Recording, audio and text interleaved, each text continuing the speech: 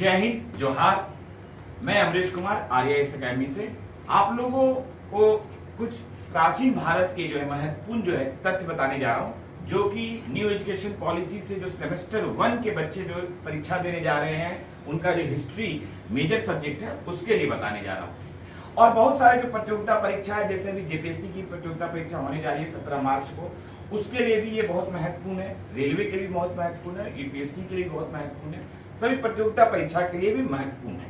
लेकिन ज्यादातर ये न्यू एजुकेशन पॉलिसी से जो आपको हिस्ट्री के जो विद्यार्थी हैं, हिस्ट्री ऑनर्स के विद्यार्थी सेमेस्टर 1 के, उसके लिए ये महत्वपूर्ण है। और उनके जो 5 ऑब्जेक्टिव प्रश्न आते हैं, जो 5 वस्तुनिष्ठ प्रश्न आते हैं, वो सारे प्रश्न इससे कवर हो जाने चाहिए।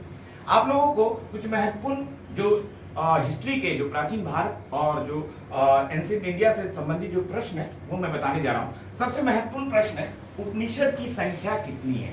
ये उपनिषद की संख्या बहुत बार पूछा जाता है, ये 108 है। दूसरा है, पुराणों की संख्या कितनी है? ये 18 है, 18 है। और वेदांत की संख्या कितनी है? ये 6 है, 6। ये तीनों प्रश्न हमेशा पूछा जाता है। ऋग्वेद में कितने श्लोक हैं? ऋग्वेद जो सबसे प्राचीन वेद है उसमें 10 मंडल होते हैं और उसमें 1028 श्लोक है। ये बहुत महत्वपूर्ण है।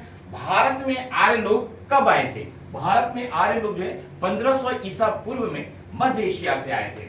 ऐसे आर्यों के आगमन का जो है आपको दयानंद सरस्वती ने जो है तिब्बत बताया था, और बाल गंगाधर तिलक ने आर्कटिक से बताया था कि आर्कटिक से आर्य लोग आए थे। और मेगास्थनीज किसके दरबार में आया था? ये चंद्रगुप्त मौर्य के दरबार में आया था। बहुत महत्वपूर्ण प्रश्न है। हड़प्पा की खोज किसने की थी? 1921 में दयाराम साहनी ने की थी। हड़प्पा जो रावी नदी के तट पर है। और मोहनजोदड़ो की खोज किसने की थी? 1922 में रखाल दास बनर्जी ने की थी। ये सिंधु नदी के तट पर है। और सबसे महत्वपूर्ण बात है कि सिंधु घाटी सभ्यता का सबसे बड़ा स्थल भारत में कौन है? वो है राखीगढ़ी। ये बहुत महत्वपूर्ण प्रश्न है, हमेशा आता है। कलिंग युद्ध कब हुआ? कलिंग युद्ध 261 ईसा पूर्व 261 बीसी में आपको हुआ, जो आपको और अशोक के उत्तर गद्दी प्राप्त करने के 8वें वर्ष में किया था। और ये इसका उल्लेख जो है उसके 14 शिलालेख हैं, उसमें 13वें शिलालेख में मिलता है। ये बहुत महत्वपूर्ण प्रश्न है, ये आएगा ही परीक्षा में। कश्मीर की स्थापना किसने की? अशोक ने की। ये भी बहुत महत्वपूर्ण है। अशोक के जो 14 शिलालेख है वो 4 भाषाओं में लिखा गया है। खरोष्टी भाषा, अरमाइक भाषा, ग्रीक भाषा और ब्राह्मणी भाषा, ये 4 भाषाओं में ये 14 शिलालेख लिखे गए हैं। सबसे महत्वपूर्ण है, नासिक अभिलेख किससे संबंधित है? गौतमी पुत्र सतकर्णी जो सातवाहन वंश के थे उससे संबंधित है। भारत का नेपोलियन किसे कहते हैं? समुद्रगुप्त कहते हैं। ये प्रश्न तो हमेशा पूछता है। और उसके बाद देखते हैं आपको कि पाई और शून्य का आविष्कार किसने किया? ये आर्यभट्ट ने किया था। बहुत महत्वपूर्ण प्रश्न है। गुप्त वंश की स्थापना किसने की? श्रीगुप्त ने की थी, और ये 280 ईसा पूर्व में ईस्वी में किया था। इसके बाद हम लोग देखना है कि जो बंदरगाह जो हड़प्पा सभ्यता में कहां पाया गया, डॉकयार्ड, वो हड़प्पा सभ्यता में लोथल में पाया गया। लोथल जो भोगवा नदी के किनारे था। ये बहुत महत्वपूर्ण है। नालंदा विश्वविद्यालय किसने स्थापित किया? कुमारगुप्त ने किया था। बहुत महत्वपूर्ण है। सांख्य दर्शन किसका है? सांख्य दर्शन कपिल ने दिया था। ये सांख्य दर्शन पे ही जैन धर्म संबंधित है, ये भी आप प्रश्न आता है। योग दर्शन किससे संबंधित है? पतंजलि से संबंधित है।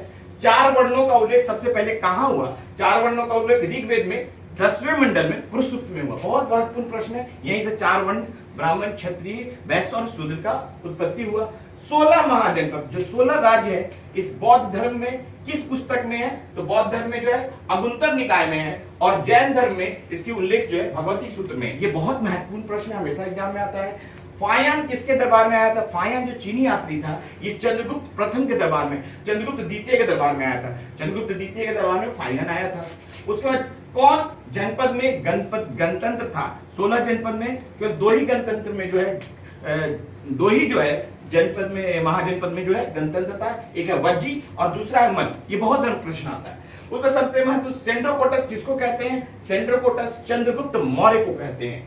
अमित्री घात किसको बोलते हैं? ये बिंदुसार को बोलते हैं अमित्री घात। और एक महत्वपूर्ण प्रश्न है, महात्मा बुद्ध ने सबसे अधिक उपदेश कहां दिया? वो श्रावस्ती में दिया था।